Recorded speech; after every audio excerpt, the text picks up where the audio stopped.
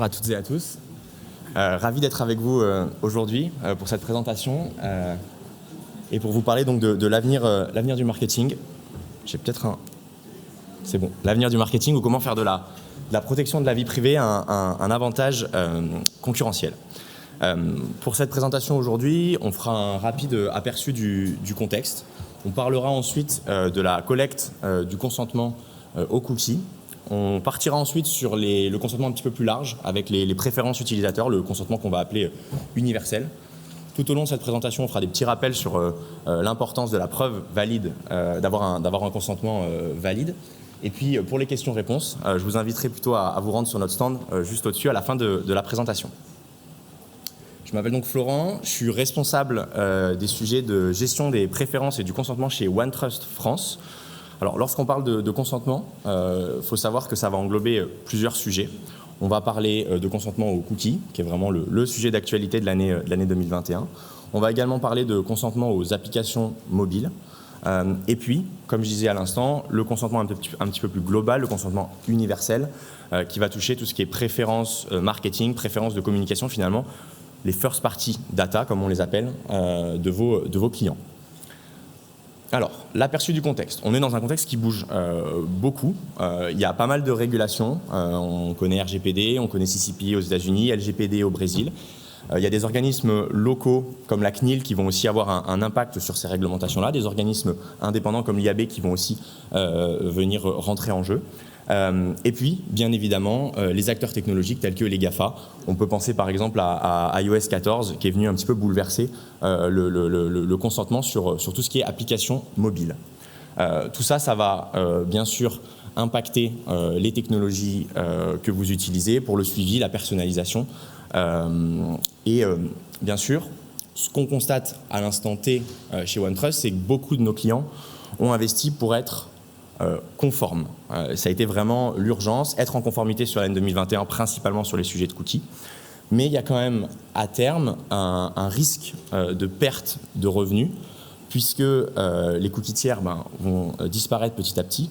Et puis, les expériences utilisateurs sont aujourd'hui pas forcément unifiées en fonction des différents canaux.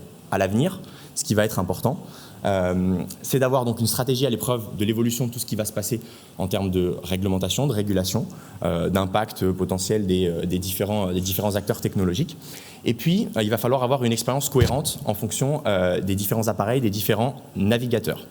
L'accès aux données utilisateurs va forcément être aussi réglementé parce que de plus en plus réglementé et importante à collecter.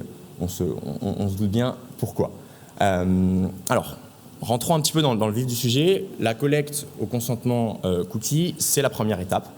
On est énormément contacté chez OneTrust parce que nos clients, nos prospects ont du mal à mettre en place des solutions, des CMP pour gérer tout ce qui est cookie. Et en fait, l'idée d'une solution telle que OneTrust, alors je prêche un peu pour ma paroisse, mais c'est de vous permettre d'automatiser tout ce qui est création de ces bannières cookies et de ces centres de préférence cookies. On va avoir des galeries design qui vont être prédéfinies en fonction de différents templates. L'idée aussi, c'est de pouvoir pousser des brandings personnalisés parce que votre image de marque est importante, même sur un bandeau cookie. On voit beaucoup de bandeaux qui sont comment dirais-je, standardisés.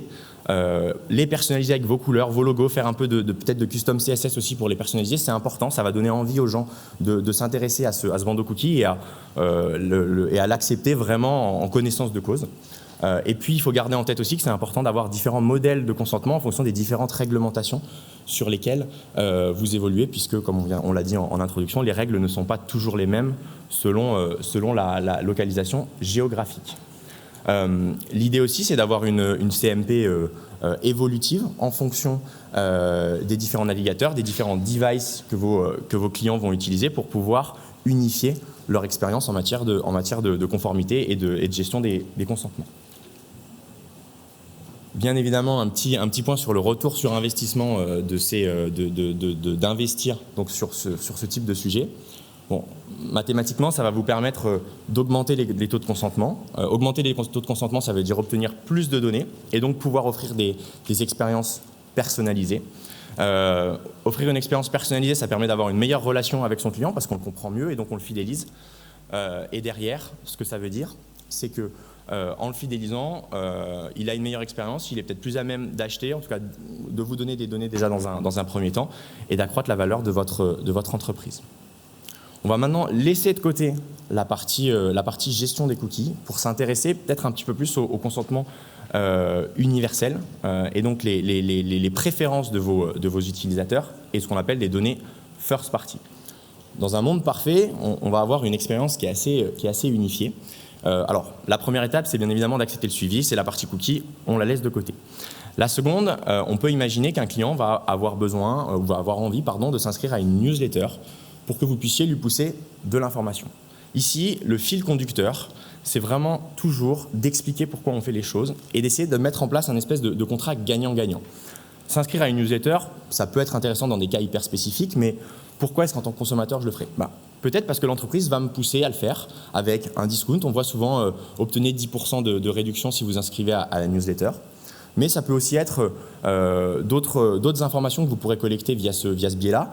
Typiquement, si les informations démographiques sur vos clients sont importantes pour vous, vous pouvez dire « donnez-nous votre date de naissance et on vous enverra un petit cadeau pour votre anniversaire ». Bref, il faut créer une relation win-win sur ces points-là et expliquer pourquoi on le fait.